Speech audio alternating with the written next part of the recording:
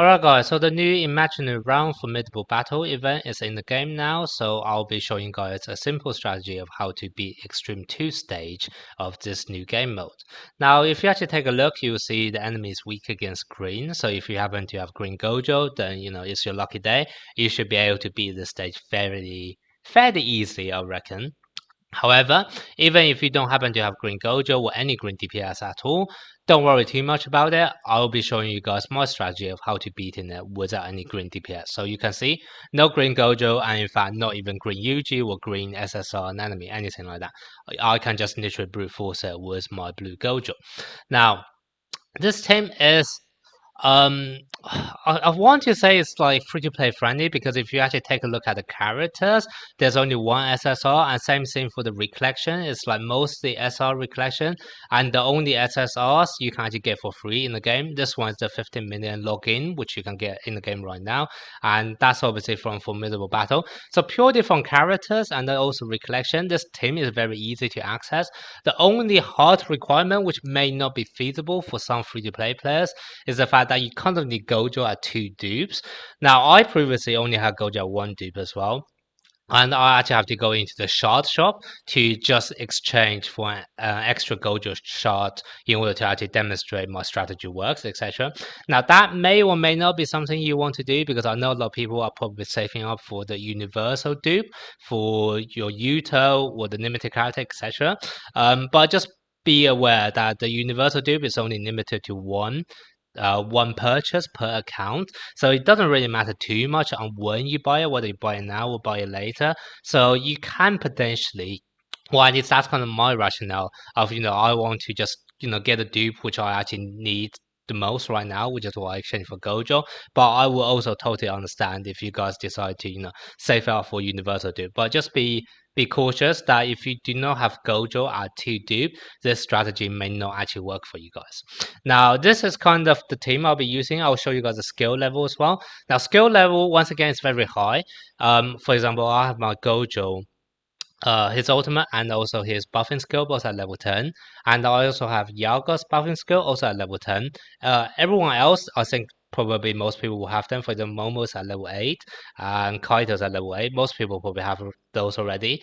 Now, in terms of whether you need level 10 skills on Gojo and Yaga, I think so. I think you do need level 10 skills on both of them. But this, I feel like most players should be able to do, because right now in the game, the only character worth leveling up skills is going to be Blue Gojo, Green Gojo, Incomplete Domain Megumi, and Yuta. Like those four, and maybe Yaga as well. Like those 5 are probably the only ones I would recommend people spending a lot of resources to level up their skills, because they're actually really good character, which is top tier for a really long time. However, if you happen to have Incomplete Domain Megumi or Green Gojo, you should actually be able to beat this stage very easily, and you don't even need this strategy. For example, if you have Green Gojo, you should be able to just beat this with a single ult. If you have Incomplete Domain Megumi, you can simply swap out your Toge here or my Toge here for Incomplete Domain Megumi, and with his domain expansion, you should be able to do the job without leveling up the skill on Blue Gojo either. And if you don't happen to have Incomplete Domain Megumi or Green Gojo, then I think the only one you probably have level up those skills on is going to be Blue Gojo or Yuta. So very likely, vast majority of players should have them skills either at level 10 or very close to being maxed out. So that's kind of what I do feel like the skill level is probably a lot more achievable for vast majority of players. It's probably the more tricky one is probably more the 2 dupes on Gojo, and that's something you do have to bear in mind.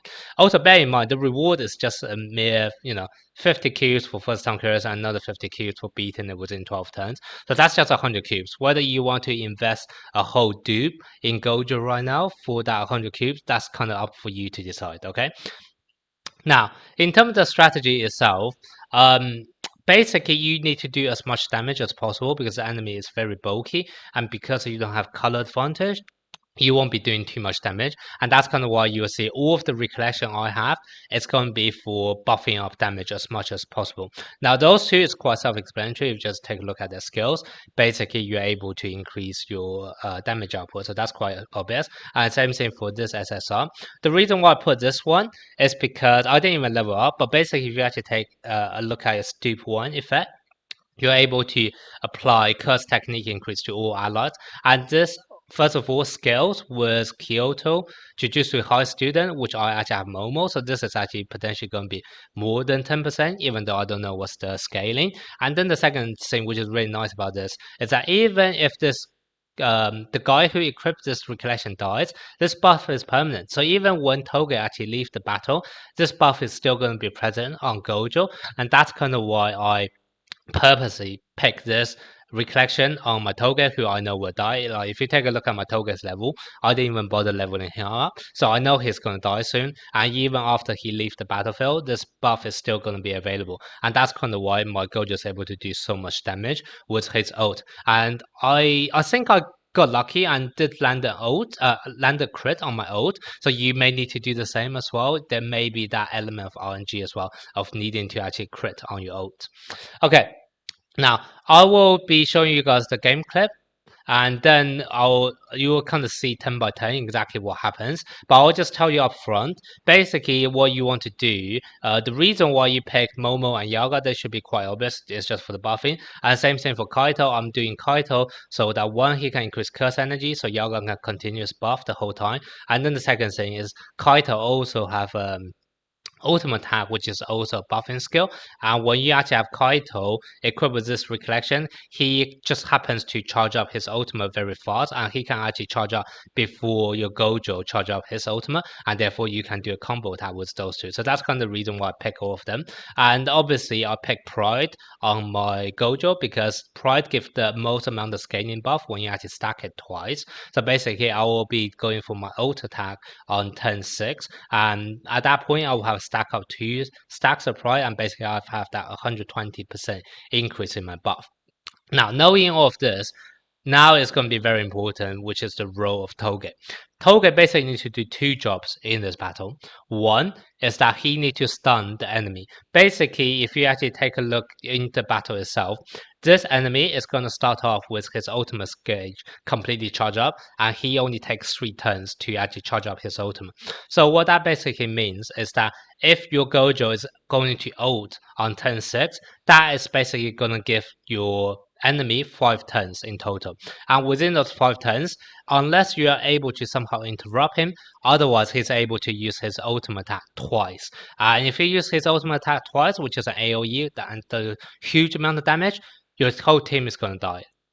So that is something you definitely want to avoid, and that's kind of why you will see me starting off the battle with Toge applying a stun, and that is just so that I can interrupt the enemy, so that the most number of special attack this enemy boss is able to do is just going to be one single special attack rather than able to actually land it twice. So that's kind of the first reason why I brought Toge into my team.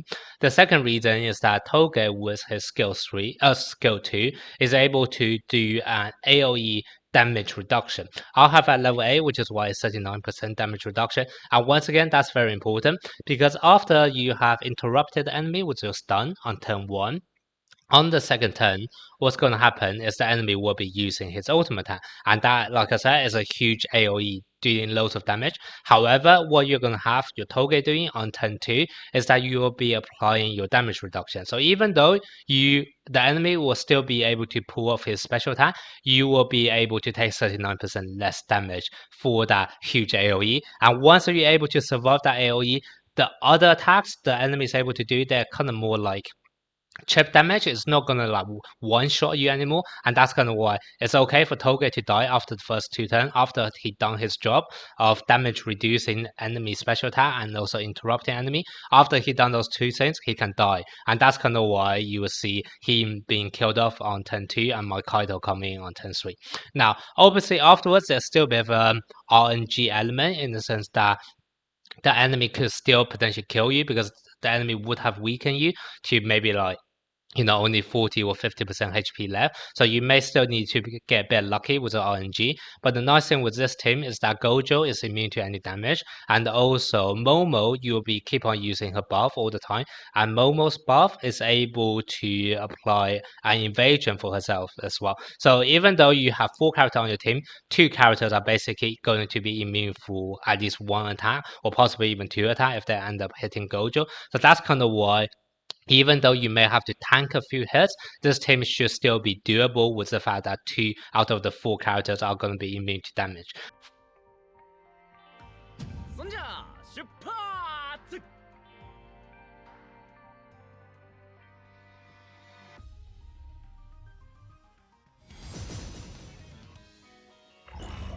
面白そうだな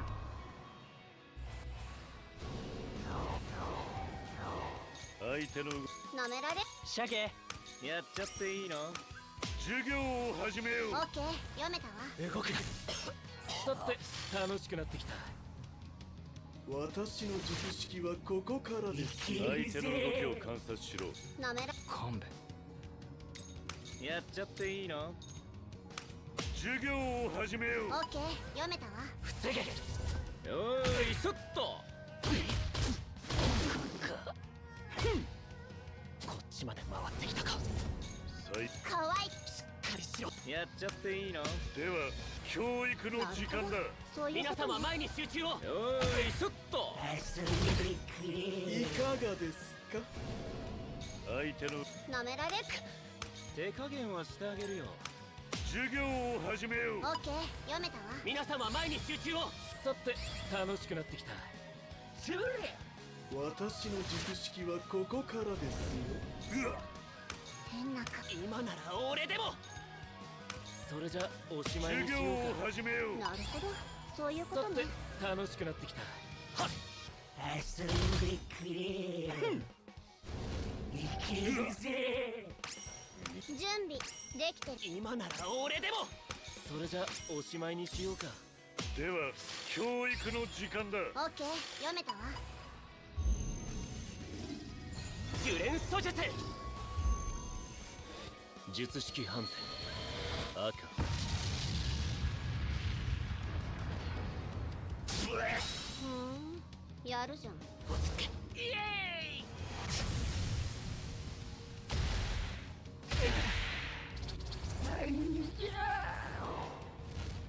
相手の隙を。準備手加減はしてあげるよでは教育の時間だ。